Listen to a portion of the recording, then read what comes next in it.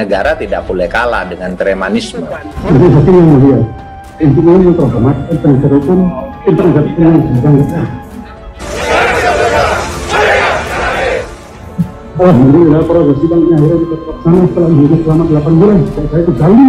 Rekam jejak digital itu nggak bisa dihapus. Negara tidak boleh kalah. Rekayasa melalui instrumen hukum terhadap saya dalam perkara aku dipaksakan berjalan sedemikian rupa.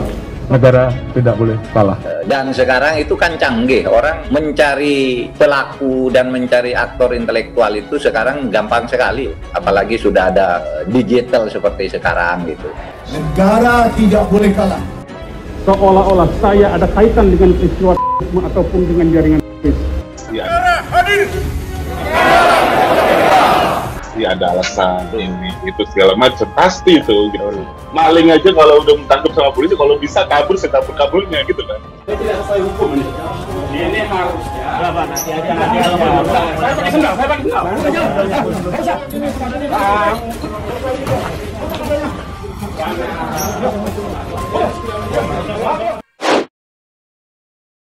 penangkapannya sana wenang yang tuduhan yang direkayasa melalui kes bidding yang dikait-kaitkan dengan peristiwa pidana pihak lain yang tidak ada hubungan kausalitas dengan saya.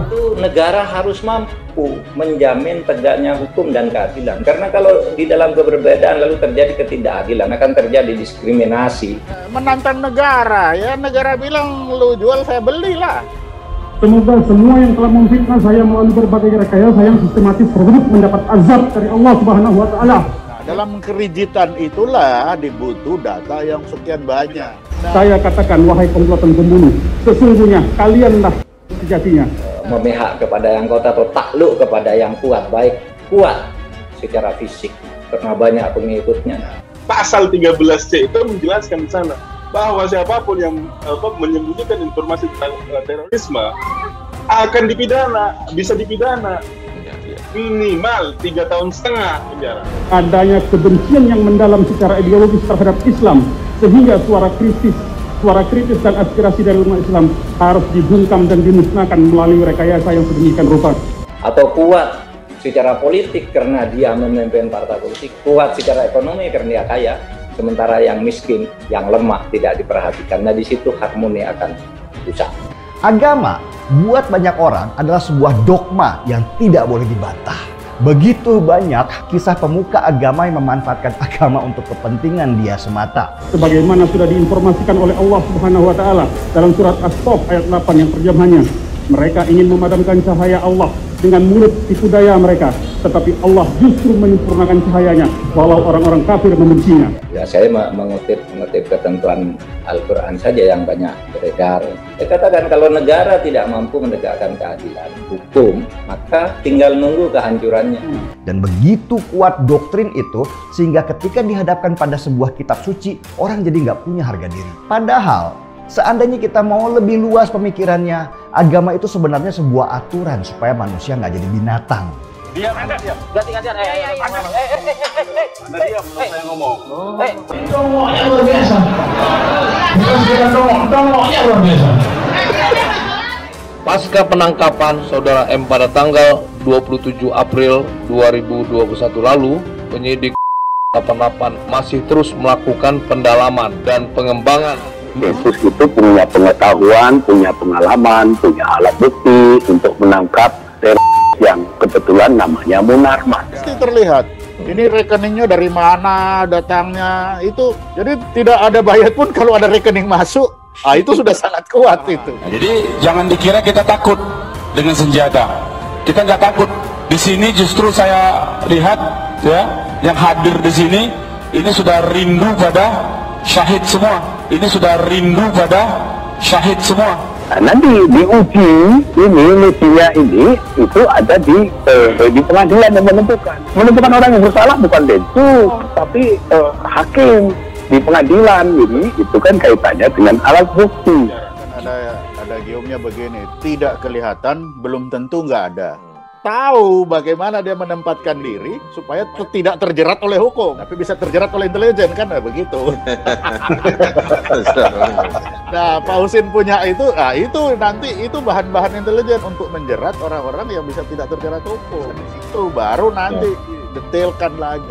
Jadi selain dari foto dan video bayan 100 orang yang akhirnya terungkap juga hari ini atas adanya 19 ya, ini kan bisa jadi penguat. Jadi waktu pas bikin ada acara, ada demo lagi di atas podium, dia mengatakan seperti itu. Ada masalah, masalah apa kita sama ISIS? Kita nggak punya masalah, ISIS saudara kita. Dia seolah-olah nggak ada problem sama ISIS.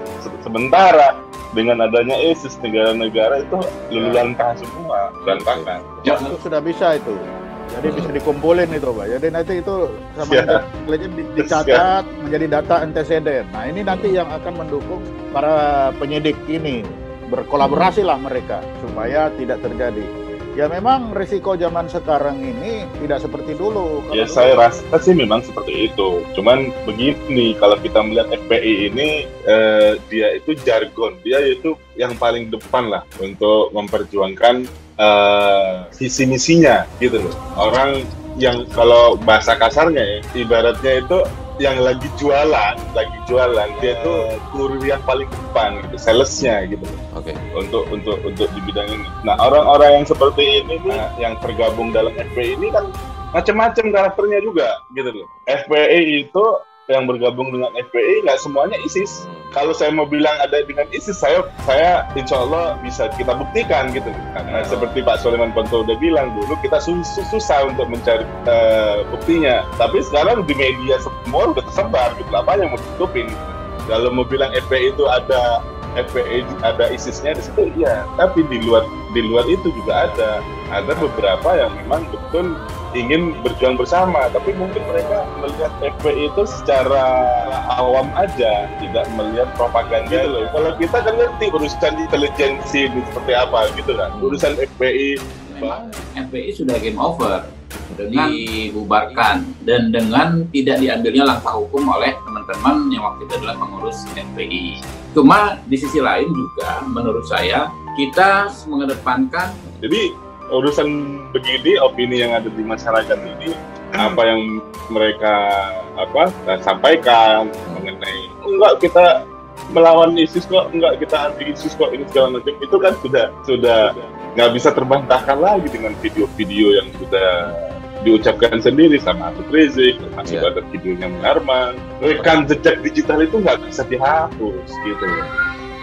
Orang mau bohong pun dengan adanya rekam jejak digital itu nggak bisa kaitkan dengan mereka yang tadinya mau bikin organisasi baru dengan nama yang sama tapi plesetannya beda, kepanjangannya beda, yaitu menurut saya sih hak mereka juga. Tapi kan orang masih mereka juga gitu yang ngebangun ketuanya, pemimpinnya, Habibnya, semuanya kan masih mereka juga gitu. Sementara pihak pemerintah sendiri sudah mengetahui dananya dari mana, kemarin sudah ketahuan gitu loh, bahwa ini memang ada pihak asing yang berusaha, yang ikut intervensi terhadap negara Republik Indonesia. Itu yang bahaya. Mereka mau bikin alasan mereka mau bikin ini baru dengan organisasi baru dengan nama yang sama, itu istilahnya cuma menutup malu doang, karena mereka udah betul-betul kalah lah istilahnya. Kalau dia itu nggak bergabung, udah tahu bendera ISIS gitu. ISIS itu kan rame sejak 2013 dan penampakan ISIS itu di seluruh dunia itu sangat menakutkan. Awal pertama kali deklarasinya itu kan nyembelih orang semua. Ini ISIS. Khusus kita lihat dari FPI, saya kan sudah pernah membuat anteseden FPI selama 15 tahun itu, saya bikin tulisannya itu. Melihat dari penampilan ini sudah mengakibatkan keresahan masyarakat. Kan sudah dibilang Pak Munarman nangis-nangis gara-gara dia punya rekening diblokir kan. Kenapa rekening saya diblokir? Sudah nangis-nangis. Ya itu. Ya pasti rekeningnya ini asal usulnya sudah mulai kelihatan. Apalagi ada tantangan. Nah, kayak Pak Husainil.